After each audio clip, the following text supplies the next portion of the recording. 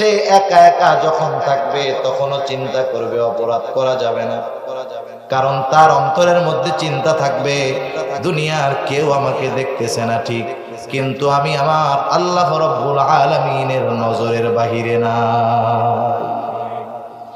এক নম্বর চিন্তা, গুনার থেকে যদি বাঁচতে হয় তাহলে সর্বহালতে এই চিন্তা আমার মধ্যে রাখতে হবে যে আমাকে সর্ব অবস্থায় দেখতেছে কে।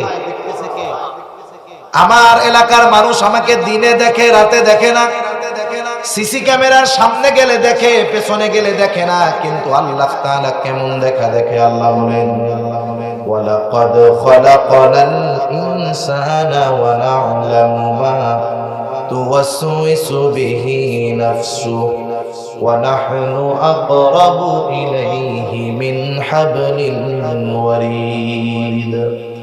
আল্লাহ রাব্বুল আলামিন বলেন ওয়ালাকাদ খলাকনাল ইনসান, আল্লাহ তাআলা বলেন আমি মানুষকে সৃষ্টি করেছি, শুধু সৃষ্টি করেছি তা নয়, ওয়া না'লামু মা তুওয়াসওয়িসু বিহি নাফসুহু, আমি জানি মানুষের অন্তরের মধ্যে কোন জিনিসে ওয়াসওয়াসা দেয়। বলেন তো ওয়াসওয়াসাটা কি দেখা যায় নাকি? অন্তরের মধ্যে যেই জিনিসের চিন্তা আসে, খারাপ চিন্তাটা ওয়াসওয়াসা, ভালো চিন্তা তো ভালো। চিন্তা খারাপ হোক আর ভালো হোক এটা কেউ দেখতে পারে? দুনিয়ার মধ্যে কত প্রযুক্তি আছে, মেডিকেল সায়েন্স কত প্রযুক্তি বের করেছে, মেশিনের মধ্যে আমাকে আপনাকে দিয়ে দিবে আমার আপনার দেহের কোন জায়গায় কি সমস্যা সব কিছু সে অটোমেটিক নিরূপণ করবে, বের করে ফেলবে। বলেন তো ওই মেশিনের মধ্যে যদি আমার আপনারে ঢুকায়া দেয়, আমার অন্তরের মধ্যে কোন জিনিসে ওয়াসওয়াসা দেয় সেইটা কি মেশিন দেখতে পারবে নাকি? তাহলে দুনিয়ার কোনো মেশিন নাই, দুনিয়ার কোনো প্রযুক্তি নাই আমার অন্তরের অবস্থা জানতে পারে। অথচ আল্লাহ তাআলা বলতেছেন ও আমার বান্দা, আমি আল্লাহ তোমাকে সৃষ্টি করেছি, শুধু সৃষ্টি করেছি তা নয়, তোমার অন্তরে কোন জিনিসে ওয়াসওয়াসা দেয় আমি আল্লাহ সেটাও জানি। আল্লাহ তাআলা বলেন কেন জানি জানো? আমরা যদি আল্লাহরে প্রশ্ন করি, আল্লাহ বলছে আমি তোমার অন্তরের ওয়াসওয়াসা জানি। এখন আমরা আল্লাহরে প্রশ্ন করতে পারি, আল্লাহ আপনি কেমনে জানেন, কেন জানেন, কারণটা কি? আবার আপনার প্রশ্ন যদি এমনটা হয় তাহলে আল্লাহর জবাব হলো আমার গোলাম এটা জানার কারণ হলো নাহনু আকরাবু ইলাইহি মিন হাবলিল ওয়ারিদ। এটা জানার কারণ হলো আমি তোমার যেই শাহরাগ আছে আমি আল্লাহ তোমার তার চাইতে বেশি নিকটবর্তী, আমার শাহরগের চাইতেও আমার আপনার বেশি নিকটবর্তী কে? জবান খুলে বলে আল্লাহ তাআলা সবচাইতে বেশি নিকটবর্তী আমার আপনার আল্লাহ রাব্বুল আলামিন। আমি আমার থেকে যত নিকটে, আমি আমার থেকে যত কাছে, তার চাইতে বেশি কাছে কে? আমি তো যেটা দিয়ে দেখি সেটারেও দেখি না। আমরা কি দিয়ে দেখি? চোখ দিয়ে। আয়না ছাড়া কোনোদিন কেউ নিজের চোখ দেখছেন? দেখি চোখ দিয়ে, সেটারই জিন্দেগিতে দেখি। আমরা যেটা দিয়া বলি আয়নাবিহীন, বলেন তো আমরা কোনোদিন সেটারে দেখছি নাকি? তাহলে আমি তো আমার গুলারেই দেখি না, অথচ আমার অন্তরের গহীন কোণে কোন ওয়াসওয়াসা আছে এটাকেও আল্লাহ রাব্বুল আলামিন দেখেন এবং জানে। যে আল্লাহ এমন দেখা দেখে সেই আল্লাহ রাত্রে দেখতে পারে না, কি বলেন? পারে তো?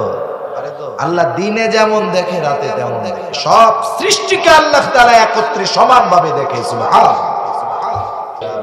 আমি আপনাদের খেদমতে পবিত্র কোরআনুল কারীমের সূরা বাকারার 200 নম্বর আয়াত তিলাওয়াত করেছি। আল্লাহ তাআলার কাছে তৌফিক চাই অল্প সময়ের মধ্যে আল্লাহ তাআলা কিছু কথা বলার তৌফিক দান করুন, যে কথাগুলো আমার এবং আপনাদের সকলের দুনিয়া এবং আখিরাতের জন্য কল্যাণকর হয়। সকলে বলি আমিন। দুনিয়াতে আমরা সবাই সফল হতে চাই, যে যেই লাইনে আছে সে সেই লাইনে সফল হতে চায়। ব্যবসায়ীর উদ্দেশ্য চাওয়া যে সে তার ব্যবসার লাইনে সর্বোচ্চ সফল হবে। যে খেলাধুলা করে, ক্রিকেট খেলে, ওর নিয়ত হলো ওর ওই লাইনে সর্বোচ্চ সফল ক্রিকেটার হবে। যে রাজনীতি করে তার উদ্দেশ্য হলো সে রাজনৈতিক লাইনে সফলতা অর্জন করবে, সফল হবে। অবৈধ লাইন যত আছে, যে চুরি করে সেও চিন্তা করে সে এলাকায় একজন সফল চোর হবে। ডাকাতি যে করে, সন্ত্রাসী যে করে, চাঁদাবাজি যে করে, দুর্নীতি যে করে, প্রত্যেকেই প্রত্যেকের লাইনে সফল হতে চায়। আল্লাহ তাআলা আমাদেরকে ঈমানের মতো দৌলত দান করেছেন, আমরাও তো সফল হতে চাই, চাই কি চাই না? মুমিনের সফলতা কোথায়? আল্লাহ তাআলা পবিত্র কোরআনুল কারীমের মধ্যে বলেন, ফামান যুহজিহা আনিন নার ওয়া উদখিলাল জান্নাতা ফাকাদ ফাজ। আল্লাহ রাব্বুল আলামিন বলেন, ফামান যুহজিহা আনিন নার ওয়া উদখিলাল জান্নাতা ফাকাদ ফাজ। যে জাহান্নাম থেকে বেঁচে জান্নাতে প্রবেশ করলো, জাহান্নাম থেকে বেঁচে জান্নাতে যেতে পারলো, আল্লাহ রাব্বুল আলামিন বলেন ফাকাদ ফাজ, সেই ব্যক্তি সফল হয়ে গেল। তাহলে মুমিনের সফলতা হলো জান্নাতে যাওয়ার মধ্যে, জাহান্নাম থেকে বাঁচার মধ্যে। এখন প্রশ্ন হলো, মুমিন সফল হবে, কিন্তু সফলতার এই পরিশ্রম, সফলতার বীজ মুমিন কোথায় বপন করবে? কেউ যদি চায় আমি 4 মাস পরে সুন্দর মতো আমার বাড়িতে কিছু ধান, কিছু ফসল ঘরে তুলব, বলেন তো যার জমি আছে, ক্ষেত আছে, সে যদি এই নিয়ত করে ঘরে বসে থাকে, 4 মাস পরে যদি জমিতে যায় কোনো ফসল পাবে নাকি? সেই লোকটা যদি 4 মাস পরে ফসলের আশায় আজকে থেকেই পরিশ্রম শুরু করে দেয়, তার জমিনের মধ্যে যেই আগাছা আছে, ময়লা আছে, ময়লাগুলোকে পরিষ্কার করে, জমিনটাকে সুন্দর মতো চাষ দেয়, জমিনের মধ্যে পানি দেয়, ওই জমিনের মধ্যে যেই ফসল উৎপন্ন হওয়ার মতো সেই ফসলের চারা বা বীজ রোপণ করে, আস্তে আস্তে যখন অঙ্কুর হবে, গাছগুলা বড় হবে, যা প্রয়োজন ওষুধ সার যা প্রয়োজন সবগুলা যথাযথভাবে দিবে, ময়লা পড়লে পরিষ্কার করবে, ঘাস পড়লে, আগাছা পড়লে পরিষ্কার করবে।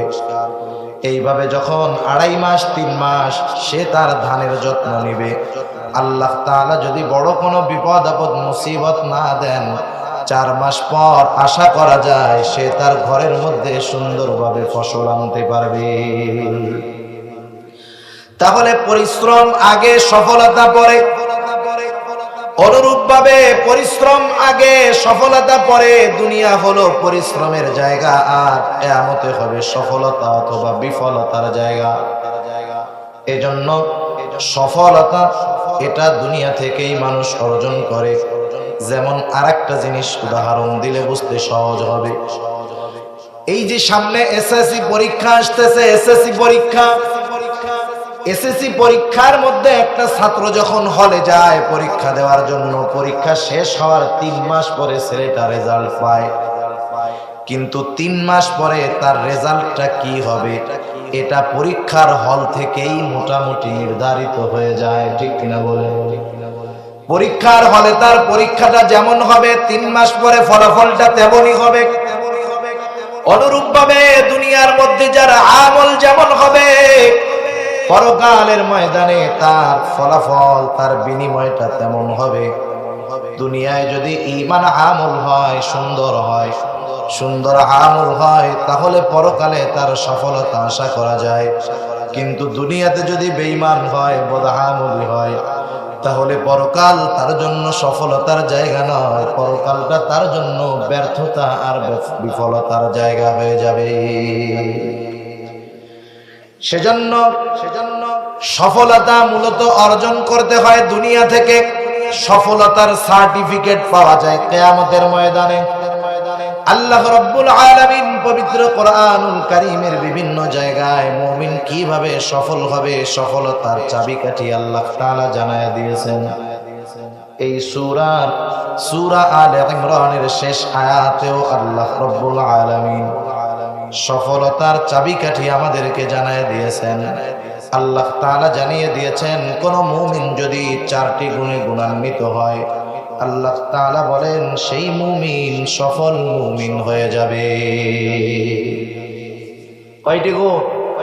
চারটি গুণ, খেয়াল দিয়ে শুনবেন। আল্লাহ তাআলা মুমিনদেরকে উদ্দেশ্য করে বলেন, হে ঈমানদারেরা, ইয়া আইয়ুহাল্লাযীনা আমানু, হে ঈমানদারেরা, এক নম্বরে আল্লাহ তাআলা বলেন ইসবিরু, তোমরা সবর করো। দুই নম্বর গুণ হলো শুধু সবর করলে হবে না, কিছু জায়গায় সবর, কিছুদিন সবর, কিছুক্ষণ সবর, এটা নয়। আল্লাহ তাআলা দ্বিতীয় গুণ হিসাবে বললেন অসবিরু, তোমরা সবরের উপরে অটল থাকো। ওয়ারাবিতু, সর্বদা তোমরা জিহাদের জন্য প্রস্তুত থাকো। চার নাম্বার আল্লাহ বলেন ওয়াত্তাকুল্লাহ, তোমরা আল্লাহ তাআলাকে ভয় করো। এই চারটি গুণে গুণান্বিত হবে যেই মুমিন, আল্লাহ তাআলা বলেন লাআল্লাকুম তুফলিহুন। লাআল্লাহ কোরআনুল কারীমের মধ্যে আসলে নিশ্চয়তার অর্থ দেয়। তার মানে হলো আল্লাহ বলতে চান, হে মুমিন, যেই মুমিন এই চারটি গুণে গুণান্বিত হবে সেই মুমিন সফল মুমিন হয়ে যাবে। এক নম্বর গুণের কথা আল্লাহ তাআলা বললেন ইসবিরু, তোমরা সবর করো। সবর, শুধু সবর করবে না, সবরের উপরে অটল থাকবা। সর্ব অবস্থায় সবরের উপরে অটল থাকতে হবে।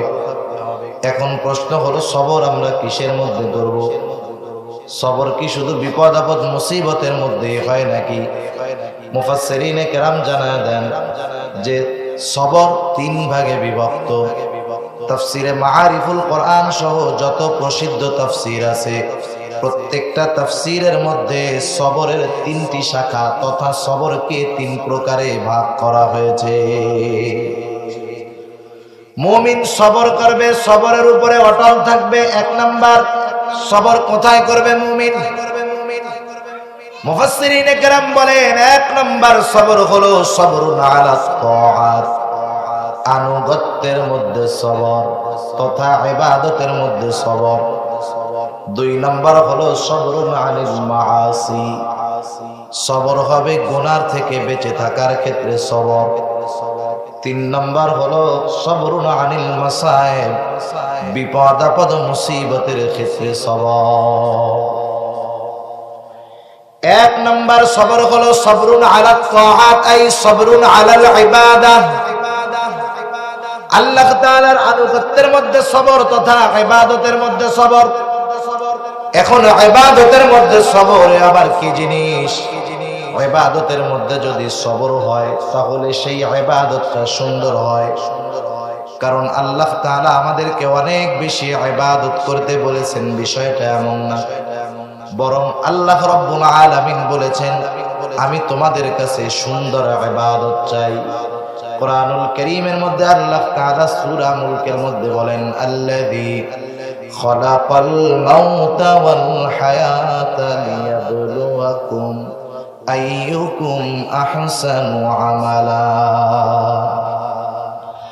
আল্লাহ রাব্বুল আলামিন বলেন, আমি মাউত এবং হায়াত, মরণ এবং জীবনকে সৃষ্টি করেছি লিয়াবলুয়াকুম, তোমাদের পরীক্ষা করার জন্য, অর্থাৎ আমাদের পরীক্ষা করার জন্য। এখন যদি আমরা প্রশ্ন করি, আয় আল্লাহ আপনি কি পরীক্ষা করবেন? আল্লাহ তাআলা বলেন আইয়ুকুম আহসানু আমালা। আল্লাহ তাআলা বলেন পরীক্ষা হলো তোমাদের মধ্যে কার আমল কত সুন্দর। তাহলে আল্লাহ তাআলা আমাদের কাছে বেশি আমল চায় নাকি সুন্দর আমল চায়? জোরে বলেন, বেশি আমল না সুন্দর আমল? এক জায়গায় পাইলাম ইবাদতের মধ্যে সবর, আর এক জায়গায় পাইলাম সুন্দর আমল। এখন যদি আমার আপনার আমলটাকে সুন্দর আমল করতে হয় আর সবরওয়ালা ইবাদত যদি করতে হয়, সবরওয়ালা আমল করতে হয়, কোন মানুষ যদি তার আমলকে সবরওয়ালা সুন্দর আমল হিসাবে আল্লাহর সামনে পেশ করতে চায়, তাহলে ওই ইবাদতের মধ্যে দুইটা জিনিস লাগবে। কয়টা জিনিস? দুইটা জিনিস। একটা থাকবে আর একটা থাকবে না, তাইলে কাজ হবে না।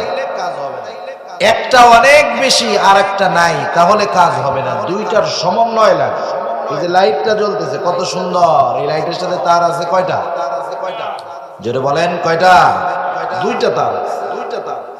একটার মধ্যে কারেন্ট আছে আর একটার মধ্যে কারেন্ট নাই। 220 ভোল্টের কারেন্টের লাইন দেওয়া আছে ওখানে। যদি কোনো সময় ভোল্টেজ কম থাকে, 220 ভোল্টের কমও থাকে, তাহলেও লাইটটা এত আলো না হলেও কম আলো দেয়। এখন কেউ যদি চিন্তা করে সারাটা জিন্দেগি 2টা লাইন দিয়া লাইট জ্বালাইলাম, এইবার ডাইরেক্ট পাওয়ার হাউস থেকে একটা কারেন্টের লাইন এনে এই লাইটের এক পাশে লাগায় দিব, আর্থিং লাইন দিব না। বলেন তো কিয়ামত পর্যন্ত যদি শুধু ওই একটা কারেন্টের লাইন দিয়ে চেষ্টা করে, এই লাইটটাকে জ্বালাতে পারবে কি পারবে না? কিচ্ছু লাগবে না, সাথে আর্থিং লাগায় দিলে লাইট জ্বলে উঠবে, কিন্তু একটার মধ্যে ভোল্টেজ যত বেশি হোক কারেন্টের লাইট জ্বলবে না। সেজন্য এই 2টা জিনিস, এমন 2টা জিনিস, প্রত্যেকটা ছোট বড় আমল, এই 2টা জিনিস যদি ওই ছোট বড় আমলের মধ্যে না থাকে কাজ হবে না। যদি ছোট আমলের মধ্যে ওই 2টা জিনিস থাকে, ওটা আল্লাহর কাছে দামি হয়ে যাবে। আর অনেক বড় আমলের মধ্যেও যদি ওই 2টা জিনিসের সমন্বয় না ঘটে, তাহলে ওই বড় বেশি আমলটাও আল্লাহ তাআলার কাছে কোনো দামি বলে বিবেচিত হবে না। বলেন তো আমাদের ছোট বড় সব ইবাদতের একমাত্র হকদার কে? আল্লাহ। আমার আপনার সকল প্রকার ইবাদতের একমাত্র হকদার হলেন আল্লাহ। হকদার যেহেতু আল্লাহ, সুতরাং আমার আপনার জীবনের ছোট বড় সব আমল কার সন্তুষ্টির জন্য করতে হবে? আল্লাহ তাআলার সন্তুষ্টির জন্য করতে হবে। এটার নামই হলো ইখলাস, নিয়তের পরিশুদ্ধতা, যে আমি আমার আমল ছোট হোক বড় হোক আল্লাহ তাআলার সন্তুষ্টির জন্য করব। রাসূল আকরাম সাল্লাল্লাহু আলাইহি ওয়াসাল্লাম সেই কথাই বলেন, আখলিস দীনাকা ইয়াকফিকাল আমালুল কলিল। তোমার নিয়ত পরিশুদ্ধ করো, তোমার ইখলাসের পরিশুদ্ধতা অর্জন করো, অল্প আমল নাজাতের জন্য যথেষ্ট হয়ে যাবে। তাহলে আমার জিন্দেগির ছোট বড় সব আমল হবে কার সন্তুষ্টির জন্য? জোরে বলেন। আল্লাহ তাআলার সন্তুষ্টির জন্য হবে। দ্বিতীয় বিষয় হলো, দরকার হলো সুন্নাত, ইখলাস আর সুন্নাত তথা পদ্ধতি, সিস্টেম যাকে বলে। কোরআনুল কারীমের মধ্যে আমল করার আদেশ আছে, কিন্তু আমল করার সিস্টেম বর্ণনা করা নাই। যেমন নামাজ যে ফরজ, এটা জেনেছি আমরা কোরআনুল কারীমের মাধ্যমে। কোরআনের মধ্যে আল্লাহ তাআলা 82 জায়গায় নামাজের কথা বলছেন। কত গুরুত্বপূর্ণ একটি ইবাদত, আল্লাহ তাআলার 82 বার বলার দরকার নাই, একবার বললেই এটার গুরুত্ব হওয়ার জন্য যথেষ্ট। কিন্তু আল্লাহ তাআলা 82 জায়গায় নামাজের কথা উল্লেখ করেছেন। নামাজটা ফরজ। বলেন তো কোরআনুল কারীম থেকে সারা দুনিয়ার মুফাসসিরদেরকে যদি দায়িত্ব দেওয়া হয়, ও দুনিয়ার মুফাসসিরেরা তোমরা শুধুমাত্র কোরআন থেকে হাদিস দেখবা না, রাসূলের সুন্নাহ রাসূলের জীবন আদর্শ বাদ দিয়ে শুধুমাত্র কোরআন থেকে বের করে দাও, আমরা ফজরের 2 রাকাত ফরজ অথবা সুন্নাত নামাজ যেইভাবে পড়ি শুধুমাত্র কোরআন থেকে বের করে দাও। আপনারা বুঝে থাকলে বলেন তো, আল্লাহর নবীর সুন্নাহ হাদিস বাদ দিয়ে কিয়ামত পর্যন্ত যদি সারা দুনিয়ার উলামায়ে কেরাম চেষ্টা করে শুধুমাত্র কোরআন থেকে 2 রাকাত নামাজের পদ্ধতি বের করতে পারবে নাকি? তাহলে আদেশ আল্লাহর, পদ্ধতি রাসূলুল্লাহর। রাসূল আকরাম সাল্লাল্লাহু আলাইহি ওয়াসাল্লাম এইজন্য বলেন, সাল্লু কামা রাআইতুমুনি উসাল্লি।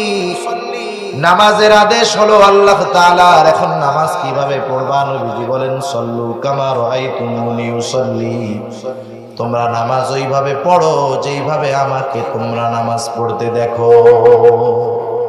এইরকম প্রতিটা ইবাদতের মধ্যে সুন্নাত আছে। সুন্নাতবিহীন কোনো ইবাদত নাই, সুন্নাতবিহীন কোনো ইবাদত নাই।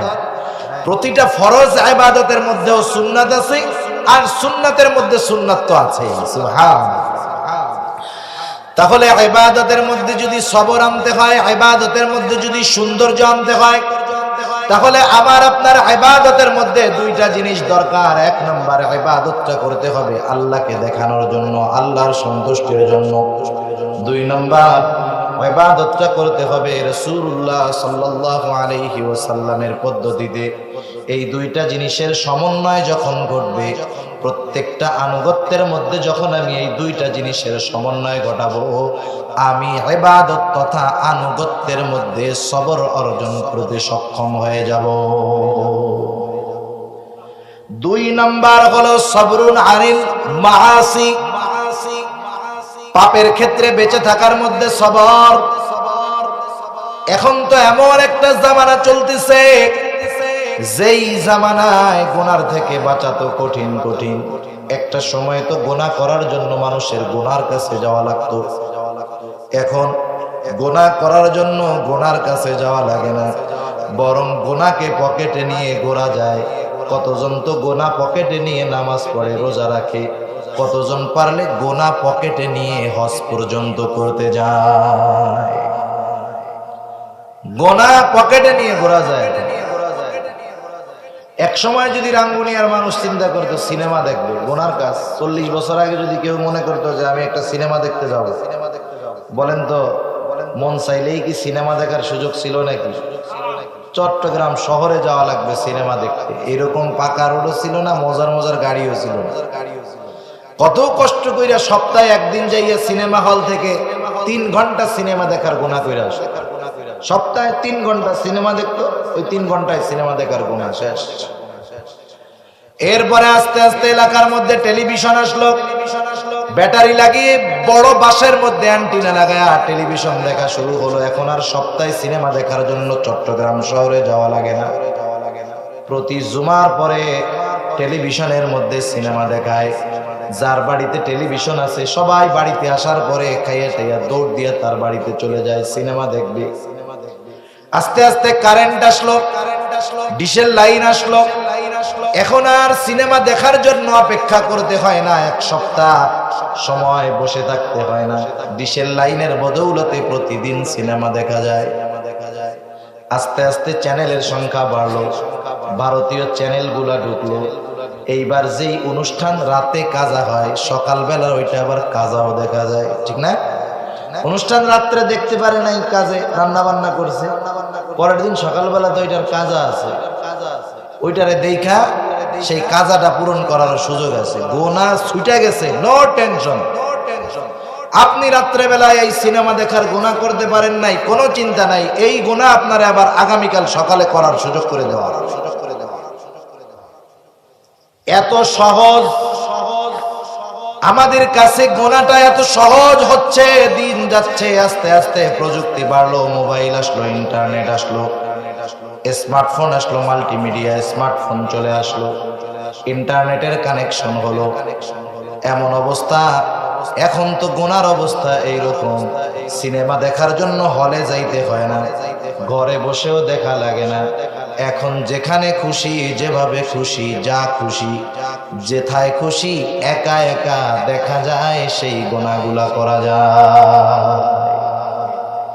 টেলিভিশনও তো একটা নির্দিষ্ট জায়গায় বসে দেখতে হতো, যা দেখতেছে মা বাবা পরিবার পরিজনের মানুষজন দেখতে পারতো, কিন্তু মোবাইল তো আর কেউ দেখবে। শীতের দিন 3 পাত্তা কম্বলের তলে ইন্টারনেট কানেকশন দিয়া কার সাথে কথা বলবে, কি গল্প করবে, কি দেখবে না দেখবে, ও আর আল্লাহ ছাড়া কেউ জানে না, ঠিক কিনা বলে? তাহলে দিন যাচ্ছে, গুনাহ থেকে বেঁচে থাকাটা আমাদের জন্য কঠিন হচ্ছে। আবার দুনিয়ার মধ্যে যত অপরাধ সংগঠিত হয়, এই অপরাধ কমানোর জন্য প্রযুক্তির সহায়তা নেওয়া হইতেছে। যেমন অপরাধ কমানোর জন্য সিসি ক্যামেরার বহুল ব্যবহার আমাদের দেশে শুরু হয়ে গেছে। দোকানে দোকানে, বাজারে বাজারে, সব জায়গায় সিসি ক্যামেরা আছে। বলেন তো, সিসি ক্যামেরা যত বাড়তেছে অপরাধ প্রবণতা তত কমে না বাড়ে? মনে রাখবেন, এই যে কিছুদিন পরে পুলিশে অনেক লোক নিবে, শুনলাম 1 লাখের মতো লোক নিবে পুলিশে। অনেক বেকার খুশি যে আমাদের এলাকায় তো মন্ত্রী সাহেব আছে, এই সুপারিশ টুপারিশ পেয়ে যদি পুলিশে চাকরি পাওয়া যায় তো ভালো। সে তো চিন্তা করতেছে তার জন্য ভালো বিষয়, বেকার মানুষ আসছি, পুলিশে চাকরি হইলে আমার চাকরি হবে, বিবাহ শাদী হবে, টেনশন যাবে। কিন্তু পুলিশ কেন বাড়ে, বা পুলিশ কেন বাড়ানোর দরকার? অপরাধ যেহেতু বাড়তেছে সেই জন্যই পুলিশ বাড়ানোর দরকার, ঠিক কিনা বলেন? তাহলে এই পুলিশের লোক নিয়োগ বাড়ানো মানে অপরাধ বাড়তেছে বোঝা যায়। সিসি ক্যামেরার বহুল ব্যবহার মানে দিন যাচ্ছে অপরাধ বাড়তেছে, এটাই আলামত। সেজন্য সিসি ক্যামেরা দিয়ে, পুলিশ দিয়ে পরিপূর্ণভাবে অপরাধকে দমন তো করাই যায় না, বরং দিন যাচ্ছে অপরাধ প্রবণতা দিন যাচ্ছে আর বাড়তেছে। কিছুদিন আগে যখন আমরা সবাই আন্দোলন কইরা ধর্ষণের সর্বোচ্চ শাস্তি মৃত্যুদণ্ড এই দাবি করলাম, আদালতের পক্ষ থেকে আমাদের দাবি মেনে নেওয়া হইল ধর্ষণের সর্বোচ্চ শাস্তি মৃত্যুদণ্ড। কথা বুঝতে হবে যে ধর্ষণ করেছে একজন, এটা প্রমাণিত হলেই যে তাকে মৃত্যুদণ্ড দিবে তা না, তাকে মাননীয় আদালত চাইলে 6 মাস জেল দিতে পারে, চাইলে যাবজ্জীবন দিতে পারে, 10 বছর দিতে পারে। আদালত যদি চায় তাইলে তাকে সর্বোচ্চ ফাঁসি দিতে পারে, আবার রাষ্ট্রপতি যদি চায় বেকসুর ক্ষমাও করে দিতে পারে। ঠিক কিনা বলেন? যাই হোক, মৃত্যুদণ্ড সর্বোচ্চ শাস্তি হলো ধর্ষণের। এই বিষয়টা কার্যকর হওয়ার পরে, মানে এই আইনটাকে ই করার পরে ধর্ষণ কি কমে গেছে বাংলাদেশে? দেখেন, ধর্ষণের সর্বোচ্চ শাস্তি মৃত্যুদণ্ড, এই বিষয়টা কার্যকর করার পরেও কিন্তু আমাদের দেশ থেকে ধর্ষণ যায় নাই, গোনা যায় নাই, ব্যভিচার যায় নাই, বরং দিন যাচ্ছে অপরাধ আরো বাড়তেছে, দিন যাচ্ছে ধর্ষণ বাড়তেছে। তাহলে বোঝা গেল দুনিয়ার আইন করে, সিসি ক্যামেরা দিয়ে, পুলিশ বাড়িয়ে, আইনের কঠোরতা করে মূলত মানুষকে পাপের থেকে ফেরানো যায় না। কিন্তু কোন ব্যক্তি যদি তার অন্তরের মধ্যে কিছু বিষয়কে দৃঢ়ভাবে গেঁথে নিতে পারে, কিছু বিষয়ের উপরে সে যদি পরিপূর্ণ ঈমান রাখতে পারে, তাহলে তার গুনাহ থেকে বাঁচাটা সহজ হয়ে যাবে। মনে করেন একজন সিসি ক্যামেরার সামনে নাইলে গুনাহ করে না, পেছনে তো করে। যুবক ইফটিজিং করে, সাথে বাপ আছে, এখন তো সে ইফটিজিং করবে না, কিন্তু বাবা না থাকলে তো করবে। একজন চুরি করে, লোকজন আছে তাই চুরি করে না, কিন্তু লোকজন না থাকলে তো সে চুরি করবে, এটাই তো স্বাভাবিক বিষয়। তার মানে মানুষ সিসি ক্যামেরার ভয়ে, পুলিশের ভয়ে, মানুষের ভয়ে পাপ করে না, কিন্তু একা একা যখন থাকে, সুযোগ যখন পায়, সে কিন্তু পাপ করতে ছাড়ে না। ঠিক কিনা? কিন্তু কিছু বিষয়, ওই বিষয়গুলা যদি তার অন্তরের মধ্যে থাকে, সে একা একা যখন থাকবে তখনও চিন্তা করবে অপরাধ করা যাবে না, কারণ তার অন্তরের মধ্যে চিন্তা থাকবে দুনিয়ার কেউ আমাকে দেখতেছে না ঠিক, কিন্তু আমি আমার আল্লাহ রাব্বুল আলামিনের নজরের বাহিরে না। এক নম্বর চিন্তা, গুনার থেকে যদি বাঁচতে হয় তাহলে সর্বহালতে এই চিন্তা আমার মধ্যে রাখতে হবে যে আমাকে সর্ব অবস্থায় দেখতেছে কে? আমার এলাকার মানুষ আমাকে দিনে দেখে, রাতে দেখে না। সিসি ক্যামেরার সামনে গেলে দেখে, পেছনে গেলে দেখে না, কিন্তু আল্লাহ তাআলা কেমন দেখা দেখে। আল্লাহ বলেন, ওয়ালাকাদ খলাকনাল ইনসানা ওয়া না'লামু মা তুওয়াসওয়িসু বিহি নাফসুহু ওয়া নাহনু আকরাবু ইলাইহি মিন হাবলিল ওয়ারিদ। আল্লাহ রাব্বুল আলামিন বলেন, ওয়ালাকাদ খলাকনাল ইনসান, আল্লাহ তাআলা বলেন আমি মানুষকে সৃষ্টি করেছি, শুধু সৃষ্টি করেছি তা নয়, ওয়া না'লামু মা তুওয়াসওয়িসু বিহি নাফসুহু, আমি জানি মানুষের অন্তরের মধ্যে কোন জিনিসে ওয়াসওয়াসা দেয়। বলেন তো, ওয়াসওয়াসাটা কি দেখা যায় নাকি? অন্তরের মধ্যে যেই জিনিসের চিন্তা আসে, খারাপ চিন্তাটা ওয়াসওয়াসা, ভালো চিন্তা তো ভালো। চিন্তা খারাপ হোক আর ভালো হোক, এটা কেউ দেখতে পারে? দুনিয়ার মধ্যে কত প্রযুক্তি আছে, মেডিকেল সায়েন্স কত প্রযুক্তি বের করেছে। মেশিনের মধ্যে আমাকে আপনাকে দিয়ে দিবে আমার আপনার দেহের কোন জায়গায় কি সমস্যা, সব কিছু সে অটোমেটিক নিরূপণ করবে, বের করে ফেলবে। বলেন তো, ওই মেশিনের মধ্যে যদি আমার আপনারে ঢুকায়া দেয়, আমার অন্তরের মধ্যে কোন জিনিসে ওয়াসওয়াসা দেয়, সেইটা কি মেশিন দেখতে পারবে নাকি? তাহলে দুনিয়ার কোনো মেশিন নাই, দুনিয়ার কোনো প্রযুক্তি নাই আমার অন্তরের অবস্থা জানতে পারে। অথচ আল্লাহ তাআলা বলতেছেন, ও আমার বান্দা, আমি আল্লাহ তোমাকে সৃষ্টি করেছি, শুধু সৃষ্টি করেছি তা নয়, তোমার অন্তরে কোন জিনিসে ওয়াসওয়াসা দেয় আমি আল্লাহ সেটাও জানি। আল্লাহ তাআলা বলেন কেন জানি জানো? আমরা যদি আল্লাহরে প্রশ্ন করি, আল্লাহ বলছে আমি তোমার অন্তরের ওয়াসওয়াসা জানি। এখন আমরা আল্লাহরে প্রশ্ন করতে পারি, আল্লাহ আপনি কেমনে জানেন, কেন জানেন, কারণটা কি? আবার আপনার প্রশ্ন যদি এমনটা হয়, তাহলে আল্লাহর জবাব হলো আমার গোলাম এটা জানার কারণ হলো নাহনু আকরাবু ইলাইহি মিন হাবলিন ওয়ারিদ। এটা জানার কারণ হলো আমি তোমার যেই শাহরাগ আছে আমি আল্লাহ তোমার তার চাইতে বেশি নিকটবর্তী। আমার শাহরাগের চাইতেও আমার আপনার বেশি নিকটবর্তী কে? জবান খুলে বলে আল্লাহ তাআলা সবচাইতে বেশি নিকটবর্তী আমার আপনার আল্লাহ রাব্বুল আলামিন। আমি আমার থেকে যত নিকটে, আমি আমার থেকে যত কাছে, তার চাইতে বেশি কাছে কে? আমি তো যেটা দিয়া দেখি সেটারেও দেখি না। আমরা কি দিয়ে দেখি? চোখ দিয়ে। আয়না ছাড়া কোনোদিন কেউ নিজের চোখ দেখছেন? দেখি চোখ দিয়ে, সেটারই জিন্দেগিতে দেখি। আমরা যেটা দিয়া বলি আয়নাবিহীন, বলেন তো আমরা কোনোদিন সেটারে দেখছি নাকি? তাহলে আমি তো আমার গুলারেই দেখি না, অথচ আমার অন্তরের গহীন কোণে কোন ওয়াসওয়াসা আছে এটাকেও আল্লাহ রাব্বুল আলামিন দেখেন এবং জানে। যে আল্লাহ এমন দেখা দেখে সেই আল্লাহ রাত্রে দেখতে পারে না। কি বলেন? পারে তো? আল্লাহ দিনে যেমন দেখে রাতে তেমন দেখে। সব সৃষ্টিকে আল্লাহ তাআলা একত্রে সমানভাবে দেখে। সুবহানাল্লাহ। এক জায়গায় রাত আর এক জায়গায় দিন, এই জন্য দিনেরটা দেখে রাতেরটা দেখে না, বিষয়টা এমন না। আল্লাহ তাআলা সবাইকে সেম ভাবে দেখে, সবাইকে সেম ভাবে শুনে। গোটা দুনিয়াতে 700 কোটির উপরে মানুষ আছে। শুধু যে মানুষ আল্লাহকে ডাকে তা না, সমগ্র সৃষ্টি আল্লাহ তাআলাকে ডাকে। সুবহানাল্লাহ। যত সৃষ্টি আছে তারা প্রত্যেকেই আল্লাহ তাআলার তাসবিহ পাঠ করে। আল্লাহ তাআলা বলেন সাব্বাহা লিল্লাহি মা ফিস সামাওয়াতি ওয়া মা ফিল আরদ। আল্লাহ রাব্বুল আলামিন জানায় দিয়েছেন আসমান জমিনে যত প্রাণী আছে, যত মাখলুক আছে, যত সৃষ্টি আছে সব আল্লাহ তাআলার তাসবিহ পাঠ করে।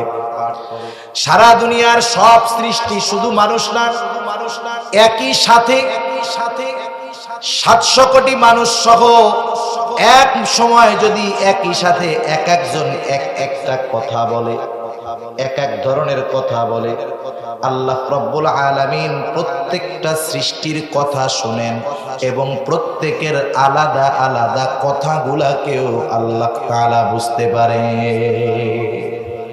যেমন মনে করেন এখানে আপনারা যে কয়জন আছেন সবাই যদি এক কথা বলে, একটা শব্দই বলে, তাহলে এটা বোঝা সহজ। কিন্তু এক একজন এক এক কথা বলতেছে, একজন বলতেছে সুবহানাল্লাহ, আরেকজন আলহামদুলিল্লাহ, আরেকজন আল্লাহু আকবার। এরকম 200 মানুষ থাকলে 200 জন 200 প্রকারের শব্দ বলতেছে। এই শব্দ যখন একত্রে জোরে জোরে বলবে, আমি যদি চুপ করে আপনাকে ওটা শোনার চেষ্টা করি, ওই শব্দ মাখাইয়া এমন এক শব্দ হবে কিছুই বোঝা যাবে না। ঠিক কিনা বলেন? কিন্তু আমরা যে শব্দগুলো এক একজনে আলাদা আলাদা শব্দ বলতেছি, আল্লাহ তাআলা প্রত্যেকটা শব্দকে স্পষ্টভাবে শুনতে পান, বুঝতে পারেন। সুবহানাল্লাহ। আল্লাহ হলেন এমন শ্রোতা। আল্লাহ রাব্বুল আলামিন সর্ব অবস্থায় সব সময় আমাকে দেখেন। আমার তো এই চিন্তা থাকার দরকার আমি আমার বাবা দেখে ফেলবে, এই ভয়ে আমি গুনাহ করি না, এই লজ্জায় গুনাহ করি না। পাশের বাড়ির চাচা আমাকে খুব ভালো জানে, মহব্বত করে ভালোবাসে, কিন্তু আমারে যদি কোনোদিন দেখে আমি সিগারেট খাইতেছি, চাচা দেখে ফেললে আমি লজ্জা পাবো। চাচার ভয়ে আমি গুনাহ করলাম না, চাচাকে লজ্জা পেয়ে আমি গুনাহ করলাম না। অথচ রাসূলুল্লাহ সাল্লাল্লাহু আলাইহি ওয়াসাল্লাম বলেন মুমিনের তো আল্লাহর ব্যাপারে সবচাইতে বেশি লজ্জাশীল হওয়া উচিত। আমি দুনিয়ার মাখলুককে, দুনিয়ার আসবাবকে ভয় পেয়ে গুনাহ করি না, অথচ আমি আল্লাহর ভয়ে গুনাহ ছাড়ি না। তার মানে আমি আল্লাহর ভয় পাই না। আমি আপনি যদি আল্লাহকে যথাযথ ভয় পাইতাম, তাহলে বলেন তো গুনাহ করার সুযোগ ছিল নাকি? সিসি ক্যামেরা সব সময় রেকর্ড করে না, সব সময় দেখে না, আল্লাহ সব সময় দেখে। এরপরে আল্লাহ তাআলা জানায় দেন, বান্দা শুধু যে আমি আল্লাহ তোমাদের ব্যাপারে জানি বিষয়টা এমন নয়, আরো শুনে নাও। আল্লাহ তাআলা বলেন, ইযিয়া তালাক্কাল মুতালাক্কিয়ানি আনিল ইয়ামিনি ওয়া আনিশ শিমালি কাঈদ। আল্লাহ রাব্বুল আলামিন আমাদের প্রত্যেকের দুই কাঁধে দুইজন ফেরেশতা নিযুক্ত করে রাখছেন। কুরআনুল কারীমের আরেক জায়গায় আল্লাহ তাআলা বলেন, কিরামান কাতিবিনা ইয়ালামুনা মা তাফআলুন। সম্মানিত লেখক ভাই, কিরামান কাতিবিন, এই সম্মানিত লেখক নয়, জানে তোমরা কি করো। এই দুই ফেরেশতা আমি আপনি বালেগ হওয়ার পরে দুইজন দুই কাঁধে আমার আপনার সারা জিন্দেগির আমল লেখার জন্য বসে গেছে। আমি নেক আমল করতেছি, আমার ডান কাঁধের ফেরেশতা লিখতেছে। আমি বদ আমল করতেছি, আমার বাম কাঁধের ফেরেশতা লিখতেছে। এই দুইটা ফেরেশতা আমাদের সাথে আছে। শুধু তাই নয়, আরো একজন ফেরেশতা আল্লাহ তাআলা নিযুক্ত করে রাখছেন। আল্লাহ বলেন, মা ইয়ালফিযু মিন কওলিন ইল্লা লাদাইহি রাকীবুন আতীদ। আল্লাহ তাআলা আমাদের প্রত্যেকের সাথে একজন সদা তৎপর ফেরেশতা নিযুক্ত করে রাখছেন, যার কাজ হলো আমরা জবান দ্বারা যেই শব্দটা বাহির করি সাথে সাথে সে সেই শব্দটাকে রেকর্ড করে রাখে। আমার আপনার প্রত্যেকটা শব্দ, প্রত্যেকটা আওয়াজ, প্রত্যেকটা কথা সবগুলা রেকর্ড করতেছে একজন ফেরেশতা। বলেন তো এটা আমার কথা নাকি আল্লাহ তাআলার কথা? আল্লাহ বললেন, বান্দা আমি তোমার অন্তরের ওয়াসওয়াসার ব্যাপারেও খবর রাখি। দুইজন ফেরেশতা তোমার সাথে দুই কাঁধে রেখে দিয়েছি। তোমার বদ আমল নেক আমল সম্পর্কে তারা জানে। শুধু জানে তা নয়, তারা লিপিবদ্ধ করে লেখা রাখে। আরো একজন ফেরেশতা আমি আল্লাহ তোমার সাথে নিযুক্ত দিয়ে রেখেছি, যে তোমার প্রতিটা কথাটাকে সংরক্ষণ করে, প্রতিটা কথা রেকর্ড করে রাখে। মনে করেন আপনি যদি জানতে পারেন যে আপনার নাম্বারটাকে ট্র্যাক করা হয়েছে, ট্র্যাকিং করা হয়েছে, আপনার পুরা মোবাইল নাম্বার ট্র্যাকিং, মানে আপনারা যদি কেউ ফোন দেয়, ওই ফোন শুধু আপনার কাছে যায় না, আরো একটা জায়গায় যায়। এখন এটা যদি আপনার কাছে খবর আসে, তাহলে আপনি অপর প্রান্তে যার সাথে কথা বলবেন উল্টা পাল্টা বলবেন নাকি? যে আমার নাম্বার তো প্রশাসন ট্র্যাকিং করছে, আমার প্রত্যেকটা কথা প্রশাসনের কানে যাইতেছে। আপনি খুব সুন্দরভাবে কথা বলবেন, এমন ভাবে কথা বলবেন আপনার মতো সুফি সাহেব জিন্দেগিতে একটা হবে। যেই যুবক সারা রাত টক টাইম দিয়ে বেগানা নারীর সাথে কথা বলে, ও যদি জানতে পারে ওর নাম্বারে ফোন আসলে শুধু ওর কাছে যায় না, ওর আব্বার কাছেও যায়। তাইলে দুনিয়ার বিশ্ব সুন্দরীও যদি ফোন দেয়, কথার কথা আসমানের হুর নাইমা এসেও যদি ফোন দেয়, বলবে যে না না না, আমি এসব কথাবার্তা বলি না, আমার মতো ভালো ছেলে আসেনি। ঠিক কিনা বলে? কারণ নাম্বার ট্র্যাকিং হয়ে গেছে আব্বার কাছে, এখন কি আর এসব চলবে? আমার আপনার কথার ট্র্যাকিং হয়ে গেছে এই ফেরেশতার কাছে, রেকর্ড করে ফেলতেছে সে। দুনিয়ার মধ্যে কিছু ফেরেশতা আছে কিছু জায়গায় যায় না। যেমন কারো ঘরের মধ্যে যদি কুত্তা থাকে, প্রাণীর ছবি থাকে, সেই জায়গায় রহমতের ফেরেশতা যায় না। আর কিছু ফেরেশতা আছে এরা কোনো সময় ছাড় দেয় না। বলেন তো কেউ যদি চিন্তা করে যে আমি ঘরের মধ্যে কুত্তা প্রাণীর ছবি টবি দিয়ে রাখবো যাতে আজরাইল না আসতে পারে, কুত্তার ছবি দিয়া কুত্তা দিয়ে আজরাইলে ঠেকানো যাবে না? মালাকুল মাউত যথা সময়ে হাজির হয়ে যাবে। অনুরূপ ভাবে এই যে তিনজন ফেরেশতা আমার আপনার সাথে আছে, এরা কখনো আমাদের থেকে আলাদা হয় না। কেউ যদি জিনা করতে যায়, জিনা, এই তিনজন ফেরেশতা ওই জায়গায় উপস্থিত থাকে। কেউ চুরি করতে গেলে এই তিনজন ফেরেশতা থাকে। আল্লাহ তাআলা তো দেখতেছে। দেখুন, দুনিয়ার মানুষ দেখে ফেলবে এই ভয়ে আমি সামান্য অপরাধও করি না, অথচ আমার সাথে ফেরেশতারা আছে, আল্লাহ তাআলা দেখতেছে।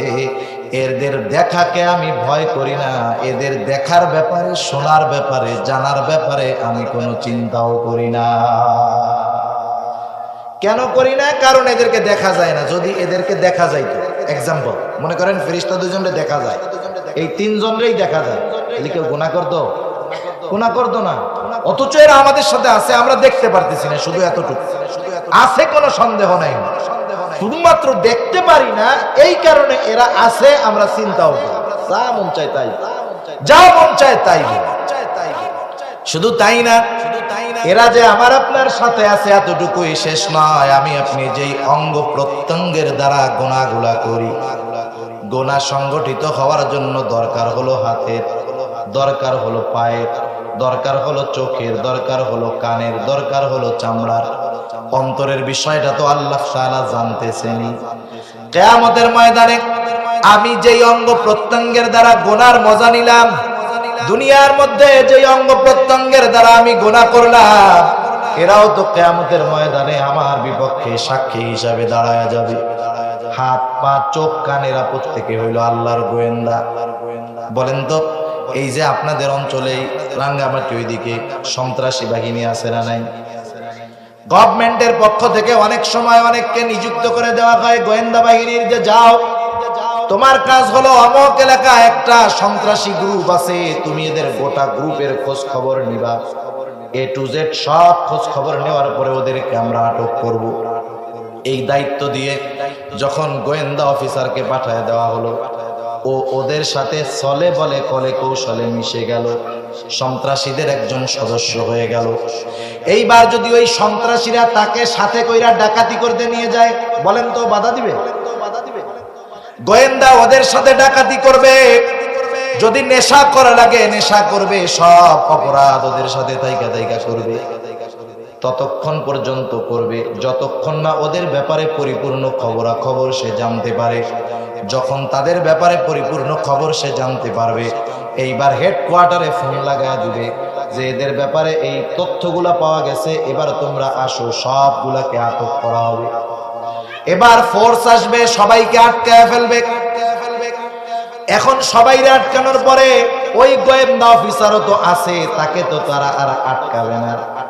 এবার যদি ওই সন্ত্রাসীরা বলে, এই পুলিশ আমাকে ধরলি, ওরে কেন ধরিস না, ও তো আমাদের সাথে ছিল, বলেন তো এই কথা বলার পর ওকে তো অ্যারেস্ট করবেই না, বরং যে এই কথা বলবে তার মুখে বুট দিয়ে একটা লাথি মেরে দিবে।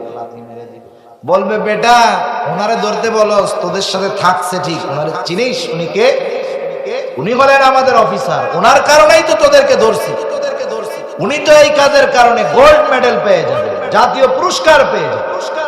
অথচ সব অপরাধ সে করছে, মদ খাইছে, চুরি করছে, ডাকাতি করছে, ওদের সাথে মিশা। বলেন তো এই অপরাধ করার কারণে তারা কি শাস্তি দিবে নাকি? বরং আরো কি দিবে? পুরস্কৃত করবে। এই হাত পা চোখ কান এগুলা হলো আমার আপনার সাথে থাকা আল্লাহর গোয়েন্দা। হাদিসের মধ্যে আসছে, যখন আল্লাহ রাব্বুল আলামিন গুনাহগারদের পাপের খাতা আমলনামা মেইলা ধরবে, যেগুলা তোমার গুনাহ, তোমার গুনাহ, বান্দা অস্বীকার করবে, বলবে আল্লাহ না, আমি কোনোদিন এই গুনাহগুলা করি নাই। এবার ওই লোকটা নিজেই বলবে, আল্লাহ এই যে আমার হাতের গোনাটা লেখা আছে, এই গোনাটা আমি হাত দিয়া করছি, কেউ সাক্ষী দিলে আমি বিশ্বাস করব না।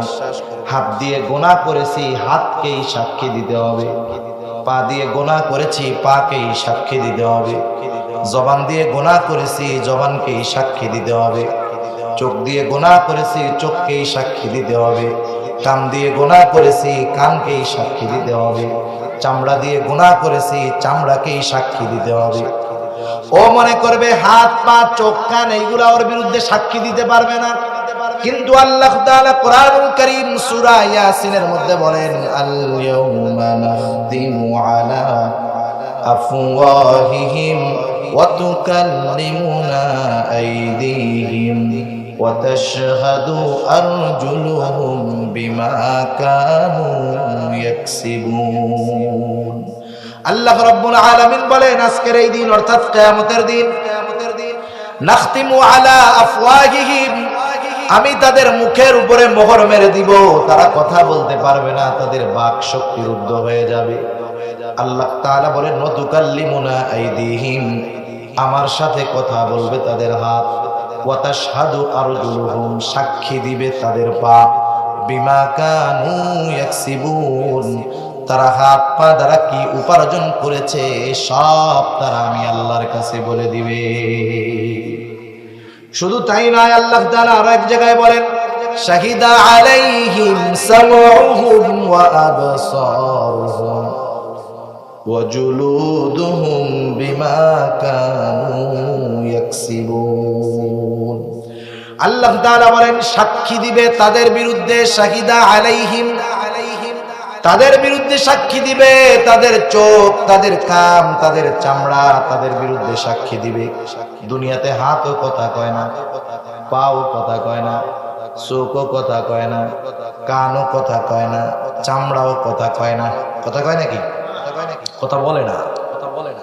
কিয়ামতের ময়দানে যখন কথা বলবে, অপরাধের সাক্ষীগুলা দিবে, ওরা বলবে হায় রে করে কি, এগুলো আবার কথা কয় কি? ওরা ঠান্ডাড হয়ে যাবে, হতভম্ব হয়ে যাবে, কিংকর্তব্য বিমূঢ় হয়ে যাবে।